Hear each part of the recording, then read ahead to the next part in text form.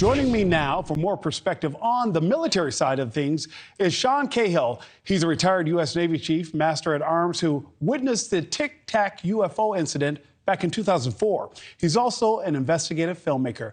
Thank you so much for joining me, Sean. How are you doing? I'm good. Good evening, Nick. How are you? I'm well. Sean, I want to talk about more of the military side of these things, because I think one of the things that is the biggest takeaway from me, like yourself, also a veteran, is that there is a serious side of reporting things that you see, sticking to the facts, and credibility is indeed paramount.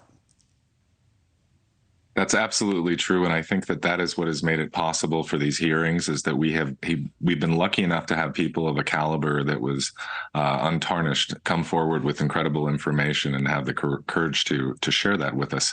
That didn't work for a lot of regular folks over the course of the last 80 years, so it's good that we're here.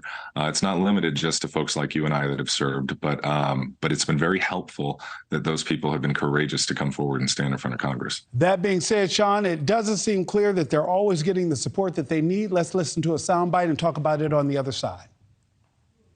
Right now, military witnesses to UAP have limited options for reporting UAP.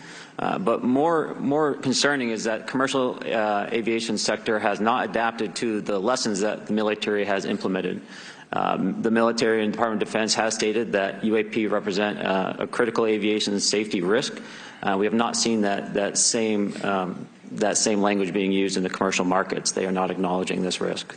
So clearly the standard chain of command that you and I would use does not seem to be in place here.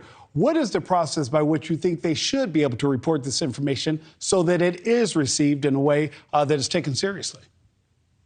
Well, we have normal channels that are already in place for normal aircraft accidents, events, celestial events, and weather-related events. So those same channels should be utilized.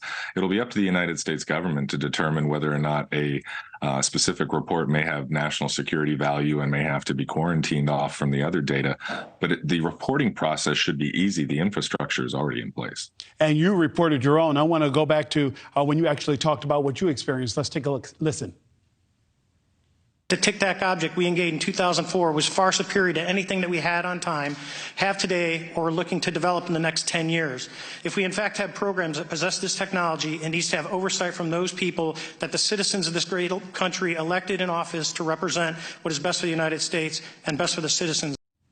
Yeah, that was actually a favor talking about the Tic Tac incident that he saw. Talk to me about that and what your takeaway was from that.